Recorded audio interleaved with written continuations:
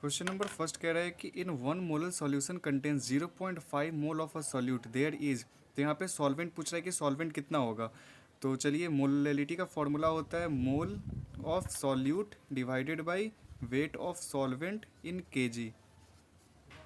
ठीक, तो बस हमें पुट मोलैलिटी दिया हुआ है 1 मोलर और मोल्स दिया हुआ है सॉल्यूट का है 0.5 मोल, हमें ये पूछा गया है। तो चलिए निकालते हैं। 1 × 0.5 divided by wait in KG, इधर करेंगे तो ये 0.5 kg आ रहा है, लेकिन ऑप्शन में देखेंगे तो वो ग्राम में दिया हुआ है, तो इंटू 1000 कर देंगे तो ये आ जाएगा 500 gram of solvent. I hope clear होगा। चलते हैं नेक्स्ट क्वेश्चन की तरफ। तो इस क्वेश्चन में हम स्टेशियोमेट्री से हमें क्या दिया हुआ है, हमें HCl का वॉल्यूम दिया हुआ है और मोलैरिटी दिया हुआ है। तो यहाँ से हम इसका मोल निकाल लेंगे और मोल निकालने के बाद इसको इक्वेट कर देंगे स्टेशियोमेट्री से, तो ये हमें इसका मास आ जाएगा और हमें वही पूछा हुआ है। तो और उस मास के ना 95% प्योर CO3 का हमें मास बताना है क्या होगा। तो चलिए सॉल्व करते हैं। तो सबसे पहले निकाल लेते हैं number of moles of HCl। Number of moles of HCl ये इक्वल हो जाएगा MV, मोलारिटी इंटू वॉल्यूम। यहाँ पे मोलारिटी कितना दिया हुआ है 0.5 इंटू वॉल्यूम दे दिया है 50 ml। तो हमें लीटर में कन्वर्ट करने के लिए डिवाइडेड बाई 1000 करना होगा।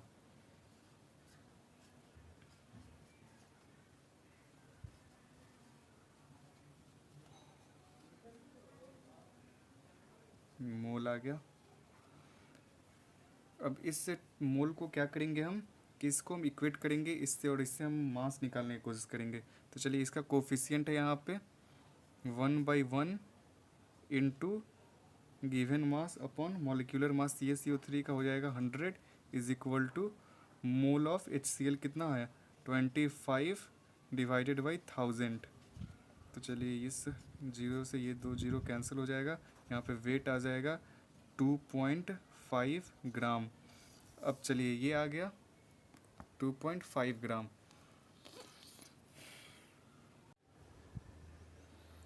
सॉरी, यहाँ पे फिर ये स्टेशियोमेट्री यहाँ पे डिवाइडेड बाई 1/2 भी तो करना होगा कोफिशिएंट को नीचे लाके। तो यहाँ से सॉल्व करने पे ये आ जाएगा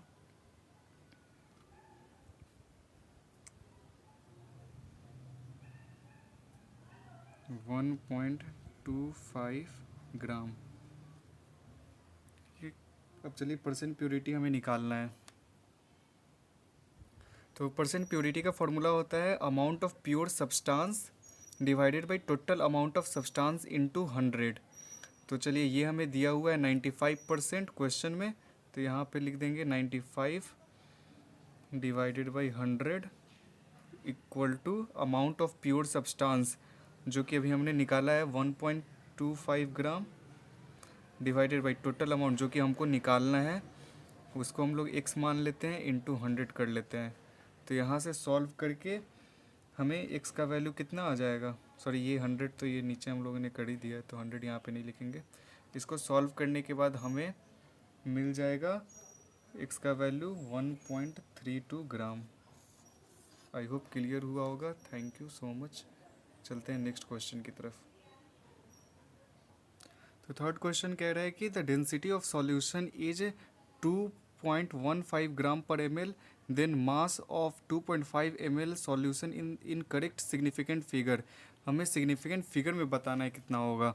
तो डेंसिटी दिया हुआ है, वॉल्यूम दिया हुआ है, तो मास निकाल लेंगे। डेंसिटी इज इक्वल टू क्या होता है मास अपॉन वॉल्यूम। हमें ये दिया हुआ है, ये दिया हुआ है, ये निकालना है, तो मास इज इक्वल टू हो जाएगा डेंसिटी इंटू वॉल्यूम। और जब भी मल्टीप्लिकेशन में होता है तो सही आंसर वही होगा, सिग्निफिकेंट आंसर वही होगा जो कम जो कम सिग्निफिकेंट फिगर होगा, जिसका कम सिग्निफिकेंट फिगर होगा वही आंसर होगा। और ऐसे अगर यहाँ पे एडिशन या सब्सट्रैक्शन होता तो मिनिमम डेसिमल प्लेस देखते हैं। ठीक, तो यहाँ पे मल्टीप्लाई करने के बाद क्या ऑप्शन में देखेंगे जो 2.5, ये मिनिमम सिग्निफिकेंट फिगर क्या है 2.5, इसमें 2 ही सिग्निफिकेंट है, इसमें 3 है, तो 2 वाला जिसमें होगा वही आंसर होगा। तो 2 वाला ऑप्शन नंबर थर्ड यानी कि 5.4 आंसर आ जाएगा। बिना कैलकुलेट किए भी ये डायरेक्ट बन सकता था। ठीक है, चलते हैं नेक्स्ट क्वेश्चन की तरफ। तो क्वेश्चन नंबर 4 कह रहा है कि an organic compound contain 78% weight by wait carbon and remaining percentage of hydrogen. Empirical formula हमसे पूछा गया है कंपाउंड का क्या होगा। तो देखिए जो ऑर्गेनिक कंपाउंड है उसमें 78% कार्बन है, जो रिमेनिंग जो बच गया उसमें हाइड्रोजन है। तो कितना हाइड्रोजन आ जाएगा? 78% है कार्बन, तो हाइड्रोजन कितना आ जाएगा? 100 माइनस 78 इज इक्वल टू 22% आ गया। अब इसमें कुछ करना नहीं है, इसे इसके एटॉमिक वेट से डिवाइड कर देना है। तो कार्बन का कितना आ जाएगा? 78 डिवाइडेड बाई 12 और हाइड्रोजन का 22 डिवाइडेड बाई 1। तो ये अप्रॉक्स आ जाएगा 6 टाइम्स में ले लेते हैं और ये 1 टाइम्स में 22। अब जो छोटा वाला नंबर होगा उसको फिर से सब में डिवाइड कर देंगे। तो 6/6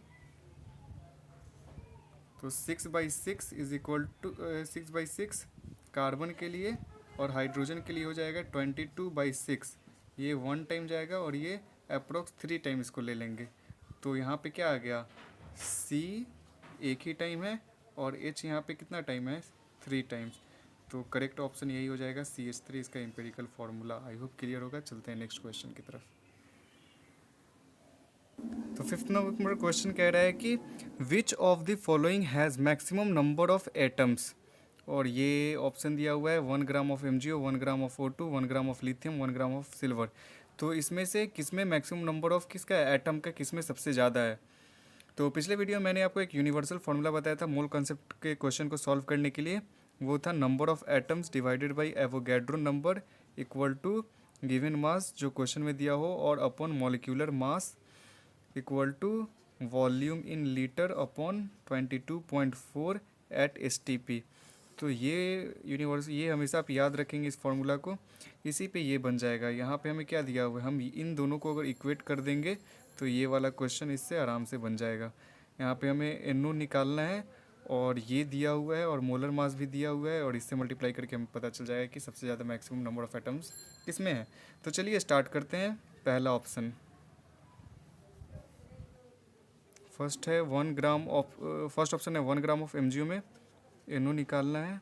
तो गिवन मास कितना है? 1 ग्राम डिवाइडेड में मॉलिक्यूलर मास दिया हुआ है 24। अच्छा मैग्नीशियम का दिया हुआ है तो हमें ऐड करना होगा ऑक्सीजन का भी।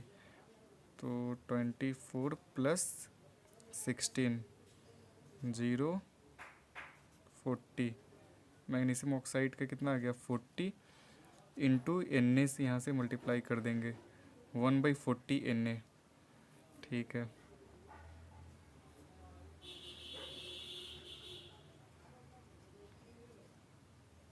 नेक्स्ट ऑप्शन देखते हैं। सेकेंड है 1 ग्राम ऑफ O2। यहाँ पे NO निकालने के लिए वही O2 का गिवन मास तो 1 दिया हुआ है और ये 16 टू जा 32 Na। ये आ गया 1/32 Na। थर्ड ऑप्शन देखते हैं।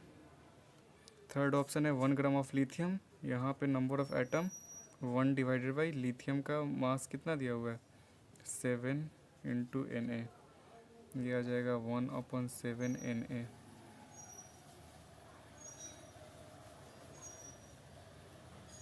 फोर्थ ऑप्शन दिया है 1 gram of silver. NO is equal to 1/108 Na। ये आ गया 1/108 Na। तो हमें क्या पूछा है कि मैक्सिमम किस में होगा। तो अगर ये डिनोमिनेटर ज़्यादा होगा तो ये कम होगा, अगर ये कम होगा तो ये ज़्यादा होगा। ठीक, तो सबसे कम किस में है? डिनोमिनेटर 1/7 वाले में। तो ऑप्शन थर्ड इसका करेक्ट हो जाएगा। चलते हैं नेक्स्ट क्वेश्चन की तरफ। नेक्स्ट क्वेश्चन है कि 1 mole of carbon atom weights 12 gram, then number of atoms in it is equal to, और मास ऑफ कार्बन दिया हुआ है।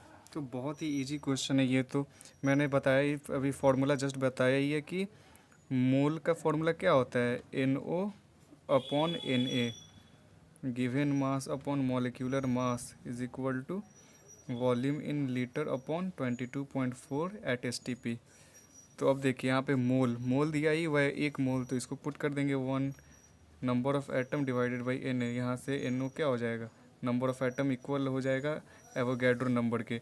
और एवोगैड्रो का फॉर्मूला नंबर कितना होता है 6.022 इंटू 10⁻23। तो फर्स्ट ऑप्शन सही हो जाएगा।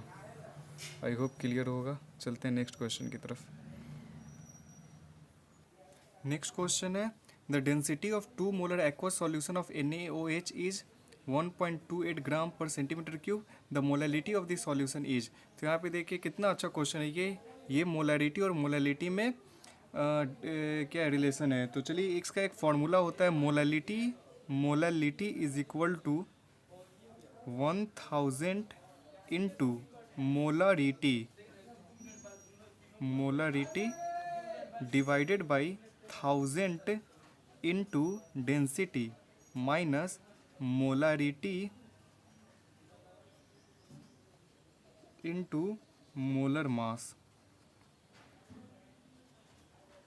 ये फार्मूला आप लोग याद रखेंगे, ये बहुत ही अच्छा फार्मूला है और इससे क्वेश्चन भी बहुत ज़्यादा आता है, मोलैलिटी और मोलरिटी में रिलेशन। ठीक, तो चलिए क्वेश्चन को सॉल्व करते हैं। मोलैलिटी हमें निकालना है 1000 इंटू मोलरिटी यहाँ पे दिया हुआ है 2 डिवाइडेड बाई 1000 इंटू डेंसिटी दिया हुआ है 1.28 माइनस मोलरिटी है 2 इंटू मोलर मास भी गिवन है 40 ग्राम। तो चलिए इसे सॉल्व करते हैं। मोलैलिटी इज इक्वल टू हो जाएगा 2000 डिवाइडेड बाई 1280 माइनस 80। ठीक, तो यहाँ पे आ जाएगा 2000 डिवाइडेड बाई माइनस कर देंगे इसको तो 1200। ये इससे कैंसिल हो जाएगा 4 3 जा और 4 5 जा ऐसे कट जाएगा। तो यहाँ से मोलैलिटी आ जाएगा आपका सॉल्व करने पे 5/3, ये अप्रोक्स आ जाएगा 1.66। आई होप क्लियर होगा। चलते हैं नेक्स्ट क्वेश्चन की तरफ।